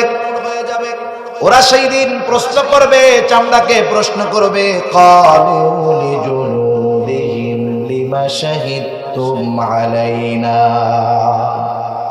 চামড়াকে বলবে কি ব্যাপার, তোমরা আমার বিরুদ্ধে কেন সাক্ষী দাও? দুনিয়াতে তো তোমরা কথা বলতে পারতা না, কথা বলতা না, কোনোদিন পাপ থেকে আমাদেরকে ফিরাও নাই। তুমি হাত দিয়ে কত পাপ করলাম, কোনোদিন ক্লান্ত হও নাই, বাধাও দাও নাই। পা দিয়ে কত পাপ করলাম, ও পাপ তুমি তো কোনোদিন মানা করো নাই। কান দিয়ে কত গান শুনলাম, খারাপ কথা শুনলাম, কোনোদিন তো তুমি ক্লান্ত হও নাই, কোনোদিন তো আমাদেরকে বাধা দাও নাই। চোখ দিয়ে কত গুনাহ করলাম, ঘন্টার পর ঘন্টা মোবাইলে দেখলাম, কোন ফাঁকে যে রাত শেষ তার খবরও নাই। কত দেখা দেখলাম মোবাইলের স্ক্রিনে, কত দেখা দেখলাম বেগানা নারী, কোনোদিন তো তুমি আমাদেরকে বাধা দাও নাই। চামড়া তোমার দ্বারা কত অন্যায় করলাম, কত খারাপ কথা বললাম জবান দিয়া, জিহ্বা দিয়া, কোনোদিন তো বাধা দাও নাই, কোনোদিন তো কথাও বলো নাই, মানাও করো নাই। এইবার ওই চামড়া জবাব দিবে, ক্বালু আনতাকানাল্লাহুল্লাযী আনতাকা কুল্লা শাই। আজকে আমাদেরকে কথা বলার ক্ষমতা আল্লাহ তাআলা দিয়েছেন, যিনি সবাইকে কথা বলার ক্ষমতা দিয়েছেন। সুতরাং দেখুন, এই দুনিয়ার মধ্যে আমি যখন একটা পাপ করি, তখন আমার পাপটা দেখে কে? জোরে বলেন। আমার পাপটা দেখে আল্লাহ, লেখে কে? ফেরেশতা। আমি যদি কোনো পাপের কথা বলি, শোনে কে? এই পাপের কথাটা সংরক্ষণ করে রাখে কে? ফেরেশতা। আবার যেই অঙ্গ প্রত্যঙ্গ গুলো দিয়ে আমি পাপগুলা করি, তারাও এগুলা জমা করে রাখছে। কিয়ামতের ময়দানে আমার পাপের কথা তারা আল্লাহ তাআলার কাছে বলে দিবে। এক সিসি ক্যামেরার ভয়ে পাপ করো না, কিন্তু দেখো আল্লাহ আছে, ফেরেশতা আছে, তিনজন। তোমার অঙ্গ প্রত্যঙ্গ গুলো তোমার বিপক্ষে সাক্ষী। এই চিন্তা যদি কোনো মানুষের অন্তরে ঢুকে, বলেন তো ওই বেটা গুনাহ করতে পারে, পাপ করতে পারে, মিথ্যা কথা বলতে পারে, মানুষকে ঠকাইতে পারে? তার মানে এই চিন্তাগুলো আমাদের মধ্যে নাই। যদি থাকে তাহলে আমরা গুনার থেকে সবর করতে পারবো, সব গুনাহ থেকে আমরা বাঁচতে পারবো। এরপরে হলো সবরের 3 নম্বর প্রকার। সবরের 3 নম্বর প্রকার হলো সবরুন আনিল মাসায়েব। বিপদ আপদ মুসিবতের ক্ষেত্রে সবর। বিপদ আপদ মুসিবত এটা হলো মুমিনের পরীক্ষা। দুনিয়ার মধ্যে প্রত্যেকটা মুমিনকেই পরীক্ষার সম্মুখীন হতে হবে, এটা স্বাভাবিক ব্যাপার। কিন্তু আল্লাহ তাআলা হঠাৎ করে পরীক্ষা নিবেন এমনটা আল্লাহ বলেন নাই। আপনাদের এলাকার সবচেয়ে মেধাবী যে ছাত্রটা, সে রাতের বেলা গিয়া ঘুমাইলো, সকাল বেলায় ঘুম থেকে উঠার পরে তাকে ডাক দিয়ে বলা হলো, চল আজকে 10টা সাবজেক্টেই তোর পরীক্ষা দেওয়া লাগবে। বলেন তো, যত মেধাবী ছাত্র হোক না কেন, প্রস্তুতিবিহীন তাকে যদি পরীক্ষা দেওয়ার জন্য নিয়ে যাওয়া হয়, পরীক্ষায় ভালো রেজাল্ট করা তো বহুত দূরের কথা, বরং ফেলের সম্ভাবনা বেশি। হঠাৎ করে যদি পরীক্ষা আমাদেরকে আল্লাহ তাআলা নিতেন, আমরা পরীক্ষার জন্য অপ্রস্তুত থাকতাম, ফেল হওয়ার সম্ভাবনা ছিল বেশি। আবার আল্লাহ রাব্বুল আলামিন কত সুন্দর সিস্টেম করে রাখছে। মনে করেন আপনাদের এলাকার আরেক মেধাবী ছাত্র, সে পড়ে ক্লাস 8-এ, এই ছাত্র গোল্ডেন A+ পেল, এই ছাত্রটাকে যদি আপনি 9-এর বই দেন, 10-এর বই দেন, এই ছাত্র 8 ক্লাসের ছাত্র যত মেধাবী হোক না কেন, বলেন তো ক্লাস 10-এর বই সে পরীক্ষা দিতে পারবে নাকি? তার মানে 8-এর উপরে তারে যেটা দেওয়া হবে এটা তার জন্য জুলুম হয়ে যাবে। অনুরূপভাবে আল্লাহর পরীক্ষার সিস্টেমটাও এরকম। 1 নাম্বার, আল্লাহ তাআলা প্রস্তুতিবিহীন পরীক্ষা নেন না। 2 নাম্বার, যে যতটুকু পরীক্ষা দেওয়ার যোগ্য তার বেশি পরীক্ষা তার উপরে চাপায়া দেন না। কথা বুঝতেছেন? রাসূল আকরাম সাল্লাল্লাহু আলাইহি ওয়াসাল্লাম বলেন, আশাদ্দুন নাসি বালা আল আম্বিয়া সুম্মাল আমসালু ফাল আমসাল। সবচাইতে কঠিন পরীক্ষা হয় পয়গম্বর আলাইহিস সালামের, এরপরে ধারাবাহিকতা ক্রমান্বয়ে কমতে থাকে। তার মানে যার ঈমানের অবস্থা যেমন তার পরীক্ষাটা হয় তেমন। বলেন তো, ঈমানের অবস্থা যেমন পরীক্ষাও হয় তেমন। তারপরেও কি সব মুমিন পরীক্ষায় পাশ করে? অধিকাংশ ফেল যায়। ফেল যাওয়ার কারণটা কি? এখন ফেল গেলাম, আমি যদি আল্লাহরে দোষ দিই, আল্লাহ তোমার পরীক্ষাটা কঠিন হয়ে গেছে, আমার কাছে কঠিন, আসলে বিষয়টা কঠিন না। আর একটা মিসাল দিলে বুঝতে সহজ হবে। মনে করেন সামনে এসএসসি পরীক্ষা আসতেছে, এইচএসসি পরীক্ষা আছে। সব ছাত্র তো আর সেম কোয়ালিটি না। কিছু ছাত্র এখন থেকেই পরিপূর্ণ প্রস্তুতি নিচ্ছে কিভাবে গোল্ডেন এ প্লাস পাওয়া যায়, ঠিক কিনা বলেন? সব কিছু বাদ দিয়ে সে লেখাপড়ায় লিখছে। আবার ওই ক্লাসেরই কিছু ছাত্র আছে যারা চিন্তা করতেছে এত লেখাপড়া করে লাভ কি, কর্ণফুলী ব্রিজের উপরে যায় সুন্দর মতো সন্ধ্যা থেকে রাত 11টা পর্যন্ত গল্প গুজব করে, ফেসবুক টিপে, ইন্টারনেট দেখে, ইউটিউব দেখে, দেখা আইসা 11টার সময় সুন্দর মতো ঘুমায়, এক ঠেলায় জোহরের নামাজ প্রায় কাজা। এখন ওর মা বাপ বলে, কিরে বেটা, তোর হলো 20-25 দিন পরে পরীক্ষা, পাশের বাড়ির ছেলে পেলে কত সুন্দর লেখাপড়া করে, আর তুই তো বেটা সন্ধ্যার পরে বাসাই থাকস না, আসস 12টার সময়, তুই ফেল যাবি। ফেল গেলেই তো তোর একটা বছর শেষ। আর জীবন থেকে একটা বছর যার চলে যায় সে বোঝে কত ঝামেলা। এখন ওই যে লেখাপড়া করে না, ও ওর মা বাপরে বুঝাইতেছে, আব্বা মা আপনারা তো টেনশন করেন না, চিন্তা করেন না। চিন্তা করবো না কেন, তুই তো ফেল যাবি। বলে যে না, ফেল যাব না।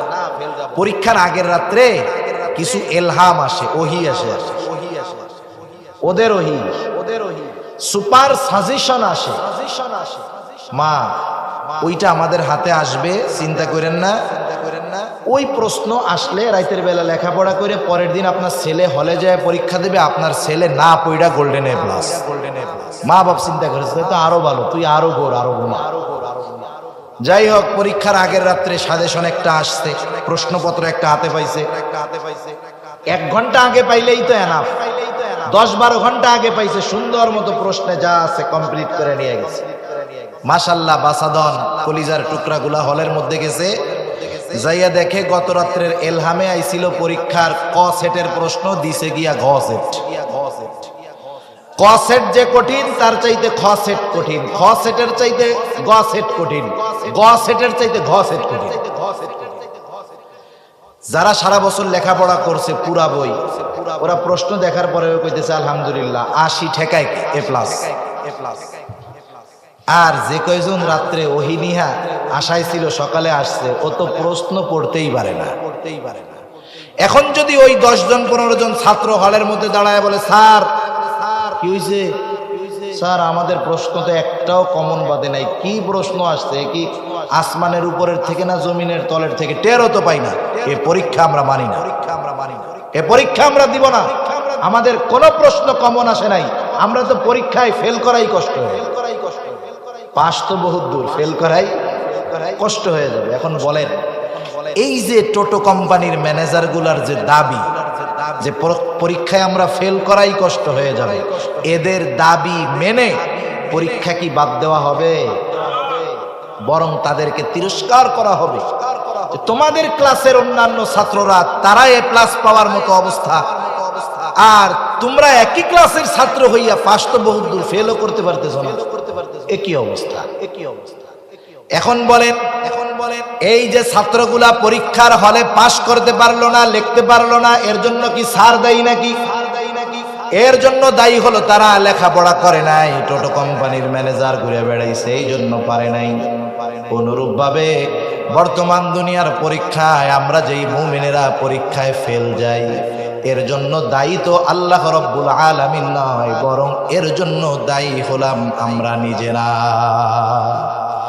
কারণ আল্লাহ রাব্বুল আলামিন পরীক্ষা যে যতটুকু দিতে পারবে তার পরীক্ষা তেমনই হবে। আবার পরীক্ষার প্রস্তুতিও আল্লাহ তাআলা নেওয়ার সুযোগ করে দিয়েছেন, আবার জানায়ও দিয়েছেন বান্দা পরীক্ষাগুলা কোন কোন ক্ষেত্রে হতে পারে। আল্লাহ তাআলা কোরআনুল কারীমের সূরা বাকারার মধ্যে বলেন, ওয়ালা নাবলুওয়ান্নাকুম বিশাইইম মিনাল খাউফি ওয়াল জু'i ওয়া নাকসিম মিনাল আমওয়ালি ওয়াল আনফুসি ওয়াস সামারাত। আল্লাহ রাব্বুল আলামিন বলেন, ওয়ালা নাবলুওয়ান্নাকুম, আমি অবশ্যই তোমাদের পরীক্ষা নিব।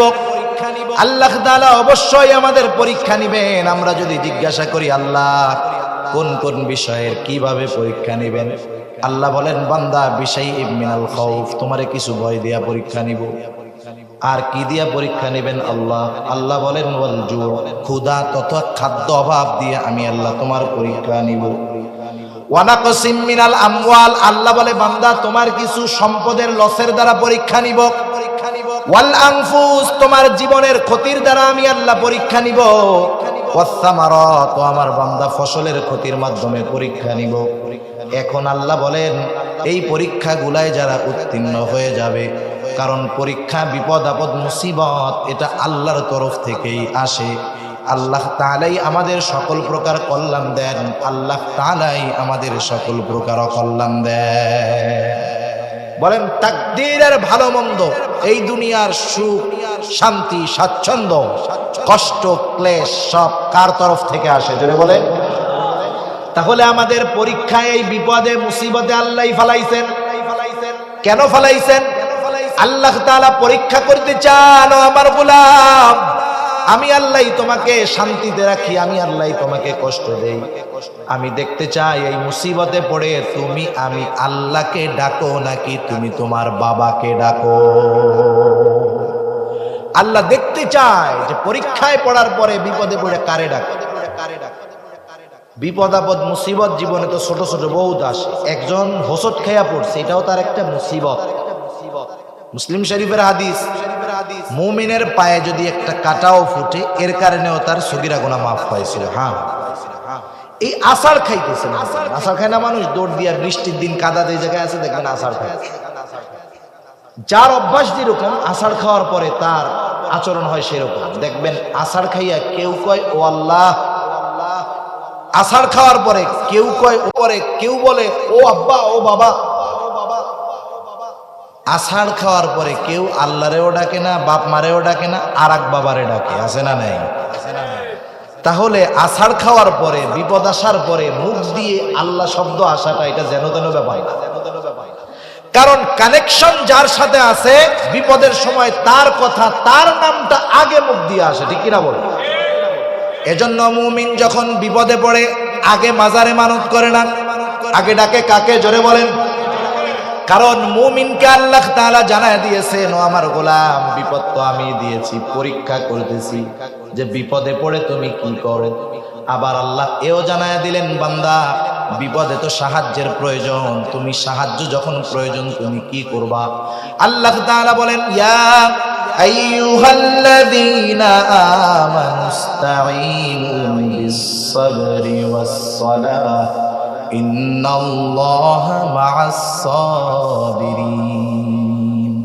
আল্লাহ তাআলা ইমানদারদেরকে উদ্দেশ্য করে বলেন, হে ইমানদারেরা, বিপদ আপদ মুসিবতে সাহায্যের প্রয়োজন, ইস্তাঈনু, আমি আল্লাহ তাআলার কাছে সাহায্য চাও। আল্লাহ হলেন আহকামুল হাকিমিন। আপনাদের এলাকার মাননীয় মন্ত্রী মহোদয়ের কাছে আপনারা যদি কেউ কোনো বিপদে সহযোগিতা চাওয়ার জন্য ইচ্ছা করেন, বলেন তো মন চাইলেই গিয়া মন্ত্রী সাহেবের কাছে সাহায্য চাওয়া যাবে নাকি? আপনি প্রথমে এলাকার মেম্বার সাহেবকে বলবেন, ও মেম্বার সাহেব, আমি একটু আমাদের মন্ত্রী সাহেবের সাথে একদিন দেখা করতে চাই। মেম্বারে কত কেজি তেল মারা লাগবে তার ঠিক নাই। মেম্বার 2-4 কেজি তেল মারার পরে এরপরে যাবে চেয়ারম্যানের কাছে। চেয়ারম্যান রেজায় বলবে আমার এলাকার একজন এমপি সাহেবের সাথে কথা কইতে চাই, ব্যবস্থা করে দেন। এবার চেয়ারম্যানের তেল মারতে মারতে সে ফোন দিবে এমপির পিএস রে। এমপির পিএস কে তেল মারতে মারতে 1 বছর পরে গিয়া হয়তো বলবে আচ্ছা ঠিক আছে এবার বাড়িতে আসতেছ, ওনারে আসতে কইও। যখন আপনি আপনার অসুবিধার কথা নিয়ে যাবেন, 1 বছর আগের অসুবিধা গেলেন 1 বছর পরে, ঢোকার সময় পিএস বলে টাইম কিন্তু 1 মিনিট, 1 মিনিটের মধ্যে বলে শেষ করবা। 1 মিনিট তো এমপি সাহেবের সারা জীবনে ডাইরেক্ট কথা বলার সুযোগ হয় নাই। দেখা সাক্ষাৎ হইলো, সালাম কালাম জিজ্ঞেস করতেই তো 3 মিনিট শেষ, ঠিক কিনা বলেন? বিসমিল্লাহ পড়তেই কারি আব্দুল বাসিতের 5 মিনিট শেষ, তাই কোরআন শরীফ পড়তে তো আরো 1 ঘন্টা লাগে। আপনি ঢুইকাই সালাম কালামে 2 মিনিট শেষ, ওই পাশ দিয়া পিএস ডাক যায় তাড়াতাড়ি বেরো, তাড়াতাড়ি বেরো। আপনি আপনার আসল কথাটাই বলার সুযোগ পাইলেন, ঠিক কিনা বলেন? তাহলে দেখেন দুনিয়ার একজন এমপি সাহেবের সাথে মন্ত্রী সাহেবের সাথে নিজের প্রয়োজনের কথা বলতে কত প্রসেস, কত সময়ের প্রয়োজন হয়, কত পদ্ধতির প্রয়োজন হয়, আবার মন খুলে বলাও যায় না। কিন্তু আহকামুল হাকিমিন রব্বুল আরশিল আজিম, আমার আপনার খালেক রাজাধিরাজ রব্বুল আলামিনের সাথে কথা বলার কত সুযোগ। সে আল্লাহ তাআলাই সরাসরি বলতেছে মুমিন আমি আল্লাহর কাছে সাহায্য চাও, দুনিয়ার কোনো ভায়া মাধ্যম তোমার ধরা লাগবে না, 2টা পদ্ধতি অবলম্বন করবা। সেটা কি? আল্লাহ বলেন ইস্তাঈনু বিস-সাবরি ওয়াস-সালাত, সবর এবং সালাত, ধৈর্য এবং নামাজের মাধ্যমে আমি আল্লাহর কাছে সাহায্য চাও। তোমার কোনো মাজারে যাওয়া লাগবে না, কোনো পীরের দরবারে যাওয়া লাগবে না। আমি আল্লাহ তোমাকে বিপদ দিয়েছি, তুমি আল্লাহই তোমাকে বিপদ থেকে উদ্ধার করব। তুমি কোন মাজারে যাইবা, যাইয়া দেখবা, খোঁজ নিয়ে দেখো মাজারওয়ালাই বড় বিপদে আছে, ঠিক না? কোন কবরে যাও, সে যাইয়া দেখো সেই বড় বিপদে আছে। কোন পীরের কাছে গিয়া তুমি সাহায্য চাইবা, সেই পীরই বড় বিপদে আছে, ঠিক কিনা বলেন? সেজন্য তুমি আমি আল্লাহর কাছে সরাসরি সাহায্য চাও। ইস্তাঈনু বিস-সাবরি ওয়াস-সালাহ, সবরের উপরে থাকো আর সালাতে দাঁড়ায় যাও। আল্লাহ তাআলা বলেন এই 2টা গুণ যেই মুমিনের মধ্যে আছে তথা বিপদ আপদ মুসিবতের মধ্যে সালাত এবং সবরের উপরে নির্ভর করে, আল্লাহ তাআলা বলেন ইন্নাল্লাহা মা'আস-সাবিরিন, নিশ্চয় আল্লাহ তাআলা ধৈর্যশীলদের সাথে আছেন। তার মানে যেই মুমিন এই 2 গুণে গুণান্বিত হয়, আল্লাহ তাআলা তার উপাধি দিয়েছেন সাবের। সুবহানাল্লাহ, এটা আল্লাহ প্রদত্ত একটা ডিগ্রি। আল্লাহ প্রদত্ত একটা কি ডিগ্রি? আল্লাহ তাআলা বলেন নাই যে আল্লাহ মুমিনরা আমি আল্লাহর কাছে সবর এবং সালাতের মাধ্যমে সাহায্য চাও আর নিশ্চয়ই আল্লাহ মুমিনদের সাথে আছে। আল্লাহ এই কথা বলেন নাই। প্রথম বলছেন মুমিনেরা সবর এবং সালাতের মাধ্যমে সাহায্য চাও আর নিশ্চয়ই আল্লাহ ধৈর্য ধারণকারীদের সঙ্গে আছে। সুবহানাল্লাহ। এখন সবরটা কি এটা একটু বুঝতে হবে। কষ্ট হইতেছে আপনাদের? আর অল্প সময়ের মধ্যে শুনেন, বিপদ আপদ মুসিবত যখন আসে, শরীয়ত প্রদত্ত বৈধ পন্থা বিপদ থেকে উদ্ধার হওয়ার জন্য গ্রহণ করা এটা খারাপ কোনো কিছু না, বরং এটাই নিয়ম। মনে করেন আপনি আমি বিপদে পড়ছি, টিউমার হয়েছে, একজন টিউমার, অ্যাপেন্ডিসাইড হয়েছে বা হার্টে প্রবলেম হয়েছে, এখন তার অপারেশন দরকার আছে না নাই? রাসূল আকরাম সাল্লাল্লাহু আলাইহি ওয়াসাল্লাম সহিহ হাদিসের মধ্যে বলেন যে তোমরা অসুস্থ হলে চিকিৎসা করো, তার মানে চিকিৎসা নবীজির সুন্নাত। সুবহানাল্লাহ। এখন আমরা চিকিৎসা গ্রহণ করব, কিন্তু আমার আস্থা, আমার বিশ্বাস চিকিৎসক এবং ওষুধ বা চিকিৎসা সামগ্রীর উপরে থাকবে। এজন্য দেখবেন হসপিটালে গিয়া দেখবেন মাঝে মধ্যে আমরা দেখি গভীর রাত যুবক মানুষ নামাজের মধ্যে দাঁড়ায় গেছে, লম্বা সময় ধরে নামাজ পড়তেছে। নামাজের পরে জিজ্ঞাসা করা হলো কি ভাই এত লম্বা নামাজ, দীর্ঘ সময়ের মোনাজাত, কারণটা কি? এইবার ছেলেটা বলতেছে হুজুর আমি আমার স্ত্রীকে অপারেশন থিয়েটারের অপারেশনের টেবিলের মধ্যে শোয়ায় রেখে আসছি, সে এখন অপারেশন থিয়েটারে আছে। বাংলাদেশের শ্রেষ্ঠ ডাক্তার তার অপারেশন করতেছে। হুজুর একটু দোয়া করেন। আমিও আল্লাহর কাছে দোয়া করতেছি যাতে করে অপারেশনটা সাকসেসফুল হয়। অপারেশন করে ডাক্তার, দোয়া করে কার কাছে? এটাও সবরের অন্তর্ভুক্ত। আল্লাহ তাআলা এটাই চায় যে বান্দা যত ওষুধ হোক আর যত ডাক্তার হোক সব কিছু ওরা করবে, কিন্তু মূল চাবিকাঠি হলো আমি আল্লাহর হাতে। এখন যদি কেউ বিপদে পড়ে বৈধ পন্থা অবলম্বন করে এটা সবরের বহির্ভূত জিনিস না। কিন্তু বিপদে পড়ে আসবাবের সাহায্য নিয়ে আসবাবের উপরে ভরসা রাখা যাবে না। ওষুধ খাইতেছি, জ্বর হইছে, জ্বর হইলে ওষুধ খাইলেই ভালো হয় এমনটা না, বরং আল্লাহ যারটা ভালো করবে, আল্লাহ যেই ওষুধ আমার জন্য কার্যকর করবে সেটাই কার্যকর হবে, ঠিক কিনা বলেন? এজন্য ওষুধ খাওয়ার সময় গ্রামের মানুষ সহজ সরল বোঝে না, তো কি কয় আল্লাহ সাফি, আল্লাহ কাফি, আল্লাহ মাফি। ওষুধ খাইতেছে দোকান থেকে আইনা, কিন্তু সাহায্য চাইতেছে কার কাছে? শব্দগুলো যদিও হাদিস সম্মত না, কিন্তু সেই ইয়াকিনের সাথে বলে তো যে আল্লাহ আপনি মাফ করেন, আপনি যথেষ্ট হন, আপনি রোগ মুক্তি দান করেন, এটাই মূল কথা। এই ভিতরে থাকলে সবরের বহির্ভূত হবে না। কিন্তু যদি এমন হয় খবর আইছে বিপদের, সাথে সাথে মান্যত করে বসছে আগামী ওরসে 5টা খাসি বাবার দরবারে। বিপদ আসার সাথে সাথে কি মানত করছে? খাসি একটা বাবার দরবারে, কাম খালাস, সবর থেকে সে বাইরে হয়ে গেছে।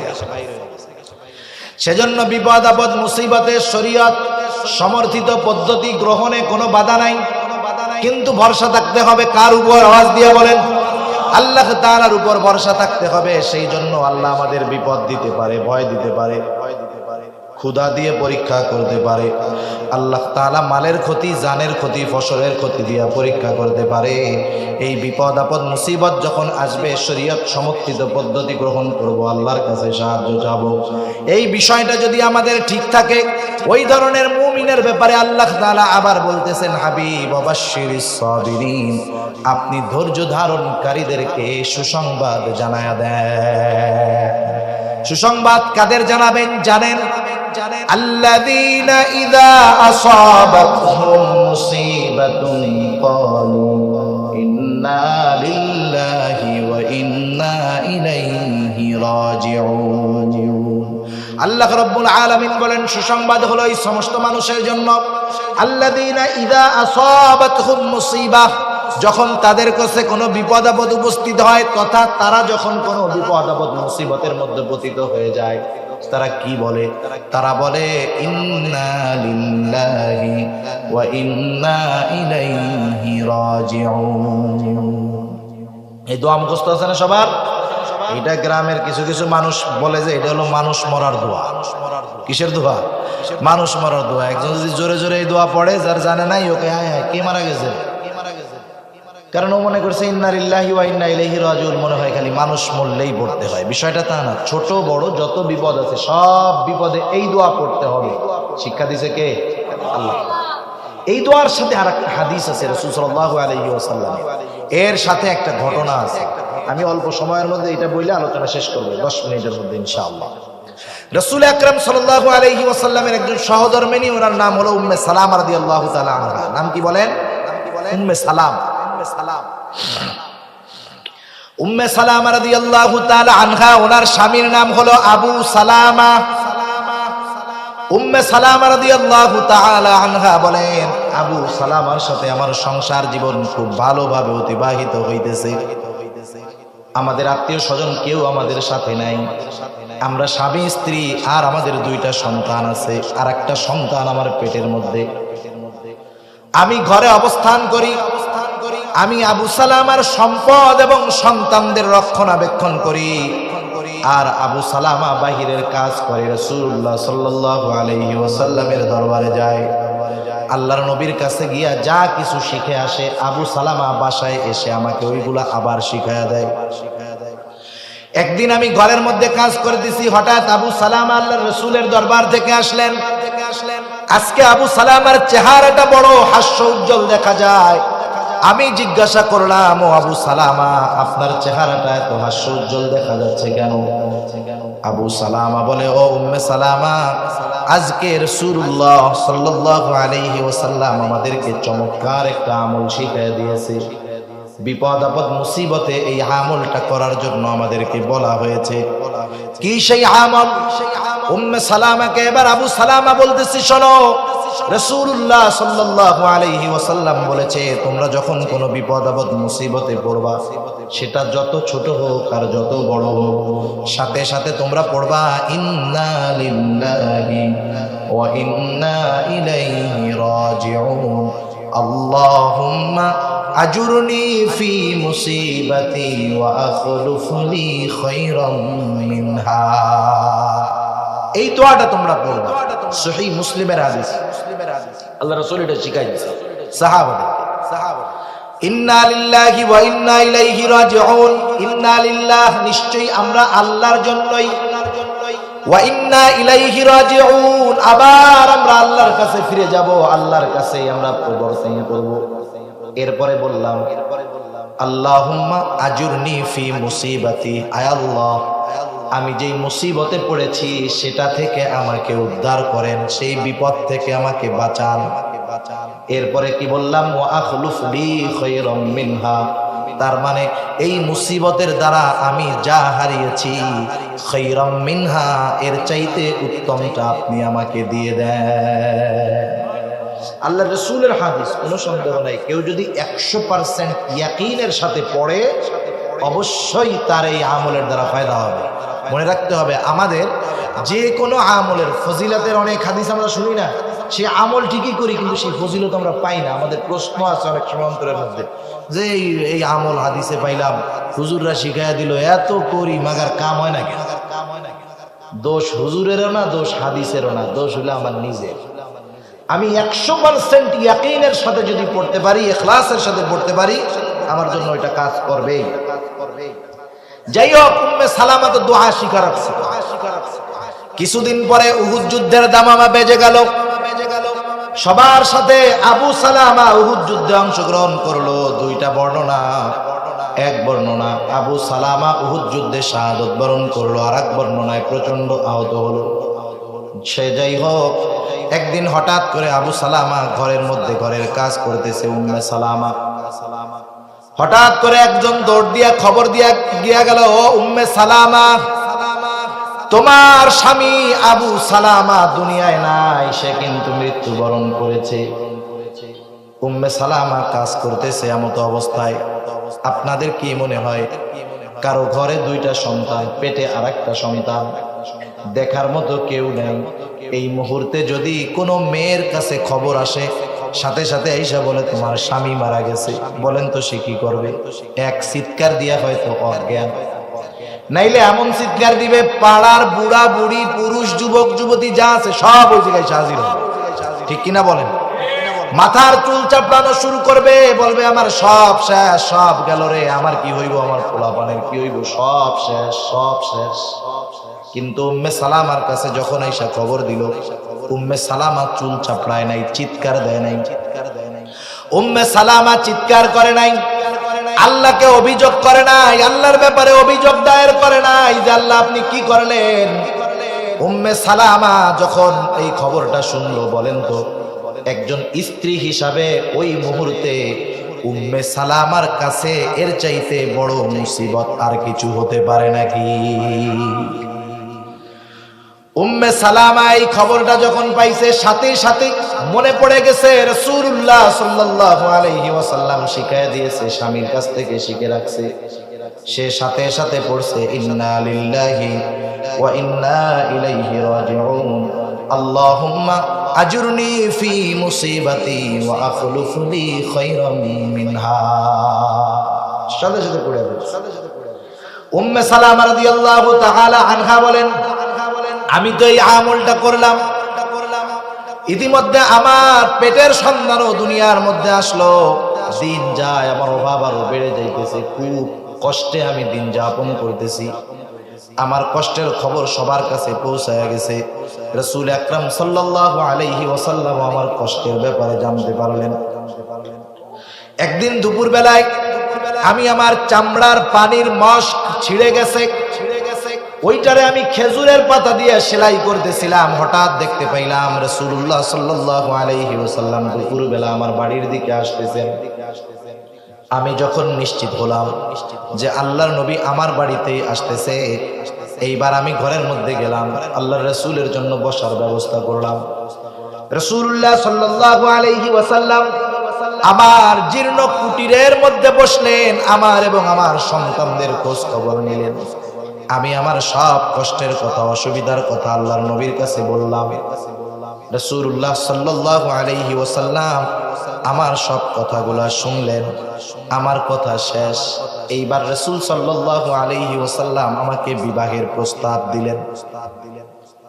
আল্লাহর রাসূল বিবাহের প্রস্তাব দিলেন একজন মেয়ে হিসাবে। মনে করেন একটা ছেলে একটা মেয়ের বিবাহের প্রস্তাব দিয়েছে। স্বাভাবিক কি হয়, বিবাহ বাড়িতে যাওয়ার পরে যখন মেয়ের কাছ থেকে কবুল আনতে পাঠায় না, কোন মেয়ে যদি যাইয়া বলার সাথে সাথে হাইসা দিয়া বলে কবুল কবুল কবুল, তাইলে আশেপাশের লোক কি লজ্জাই নেই। একটু লজ্জা শরম থাকলে একটু আস্তে আস্তে হবে না? ও তো বৈধ বিয়া, ও কবুল কইছে, রাজি হয়ে গেছে গা, এই জন্য আমরা কি বলছি, লজ্জা নেই। তার মানে প্রস্তাব দেওয়ার সাথে সাথে লজ্জাশীল নারী সে প্রস্তাব দেওয়ার সাথে সাথে এরকম বলে না। আবার উম্মে সালামা চিন্তা করতেছে আল্লাহর রাসূল প্রস্তাব দিছে, ডাইরেক্ট না বলার সুযোগ আছে? যদি আমি বলি সরাসরি রাজি হয়ে যাই তাইলে তো আমার লজ্জা ভেঙে গেল, আর যদি আল্লাহর রাসূলের প্রস্তাব ফিরায় দেই কত বড় বেয়াদবি হয়ে গেল। ওইটা তো ওই জামানার কথা। এখন তো আমরা এমন এক জামানায় বসবাস করতেছি, কিছু নারীর লজ্জা তো বহুদূর, বরং ছেলেদেরকে অপহরণ করে নিয়ে তারা বিবাহ করতেছে। চিন্তা করছেন, মুরব্বী যারা আছে 50 বছর যাদের বয়স, যে আল্লাহ কি দেখলাম, এ তো কল্পনাও করিনি, স্বপ্নেও কোনোদিন ভাবিনি। আবার অনেক ছেলে চিন্তা করতেছে বাপ মায় বিয়া দেয় না, যদি এরকম অপহরণ করে কেউ বিয়া কইরাই ফেলাইতে তো ভালো। তা যাই হোক, চিন্তা করেন উম্মে সালামা রাদিয়াল্লাহু তাআলা আনহার চিন্তা কি। উনি লজ্জায় হাও বলেন নাই, আবার বেয়াদবি হবে নাও বলেন নাই। উম্মে সালামা রাদিয়াল্লাহু তাআলা আনহা বলেন, আল্লাহর রাসূলের প্রস্তাবের পরে আমি 3টা ওযর আল্লাহর নবীর সামনে পেশ করলাম। 1 নাম্বার বললাম, ইয়া রাসূলুল্লাহ, আমি অতি লজ্জাশীলা, হতে পারে আমার এই অতি লজ্জা আপনার কষ্টের কারণ হতে পারে। 2 নাম্বার, আমার তো বয়স অনেক হয়ে গেছে। 3 নাম্বার, আমার 3টা সন্তান আছে। ইয়া রাসূলুল্লাহ, আমার বিবাহের পরে এই 3টা সন্তানের অবস্থা কি হবে? আল্লাহর নবী বলতেছেন, ও উম্মে সালামা, 1 নাম্বার তোমার লজ্জা বেশি, আল্লাহ তাআলা তোমার এই অতি লজ্জাকে স্বাভাবিক করে দিবেন। 2 নাম্বার, তুমি বলতেছো বয়সের কথা, আমার বয়স তো 55 বছর, বয়স কোনো ব্যাপার না। 3 নাম্বার, তুমি তোমার সন্তানদের বিষয়ে চিন্তিত আছো, তোমার সন্তান এরা তো কেমন জানি আমারই সন্তান। উম্মে সালামার বিবাহ হয়ে গেল রাসূলুল্লাহ সাল্লাল্লাহু আলাইহি ওয়াসাল্লামের সাথে। হযরতে উম্মে সালামা রাদিয়াল্লাহু তাআলা আনহা বলেন, আমার স্বামী আবু সালামার মৃত্যু ছিল আমার জন্য সবচাইতে বড় মুসিবত। আমি স্বামীর মৃত্যুর খবর পাওয়ার সাথে সাথে দোয়াটা পড়লাম, আর পরবর্তীতে আমি চিন্তা করতাম স্বামী হিসাবে আমার কাছে আবু সালামার চাইতে উত্তম আর কেউ নয়, তাইলে আল্লাহর কাছে তো আমি এই দোয়ার মাধ্যমে আরো উত্তম স্বামী প্রার্থনা করেছি। কে হবে সেই উত্তম স্বামী? আমার মনের মধ্যে সব সময় এই জল্পনা কল্পনা ছিল, কিন্তু আমার আল্লাহ আমার দোয়াটাকে কবুল করেছেন। আল্লাহ তাআলা স্বামী হিসাবে আবু সালামার জায়গায় স্বামী হিসাবে এমন মানুষকে আল্লাহ তাআলা আমাকে দান করেছে, যার মতো আখলাকওয়ালা মানুষ আসমানের নিচে আর জমিনের উপরে একটাও নাই। সেজন্য বিপদ আপদ মুসিবত আসতেই পারে, এই আমলগুলো আমাদের করতে হবে, তাহলে সবরের উপরে থাকা যাবে। আর সর্ব অবস্থায় এই অভ্যাসটা করে সবরের উপরে দায়েম ও কায়েম থাকতে হবে। আল্লাহ তাআলা সেই কথাই বলেন, বান্দা ইয়া আইয়ুহাল্লাযীনা আমানুসবিরু ওয়া সাবিরু, হে মুমিন বান্দা তুমি সবর করো, সবরের উপরে অটল থাকো। ওয়ারাবিতু, সর্ব অবস্থায় জিহাদের জন্য প্রস্তুত থাকো। 4 নম্বরে ওয়াত্তাকুল্লাহ, আল্লাহ তাআলাকে ভয় করো, তাহলে কি হবে? লাআল্লাকুম তুফলিহুন, এই 4 গুণে তুমি কেন গুণান্বিত হবা? যাতে করে তুমি একজন সফল মুমিন হতে পারো। সফল মুমিন হওয়ার দরকার আছে না নাই? আল্লাহ তাআলা আমাদের প্রত্যেককে সবরের গুণে গুণান্বিত হওয়ার তৌফিক আল্লাহ দান করুক। সবাই বলি আমিন। আরেকটা বিষয় খেয়াল রাখতে হবে, আল্লাহ রাসূল বলছে তোমরা আল্লাহর কাছে কখনো সবর প্রার্থনা করবা না। আল্লাহর কাছে সব সময় মুসিবত থেকে মুক্তি চাইবা। এরপরেও যদি মুসিবত চলে আসে তাহলে সবর করবা। আর সবর কোন পদ্ধতিতে করতে হবে আমরা বিস্তারিত আলোচনা করেছি। আল্লাহ তাআলা আমাদেরকে কথাগুলো বুঝবার, আমল করবার তৌফিক দান করুক। সবাই বলি আমিন। ওয়া আখিরু দাওয়ানা আলহামদুলিল্লাহি রাব্বিল আলামিন।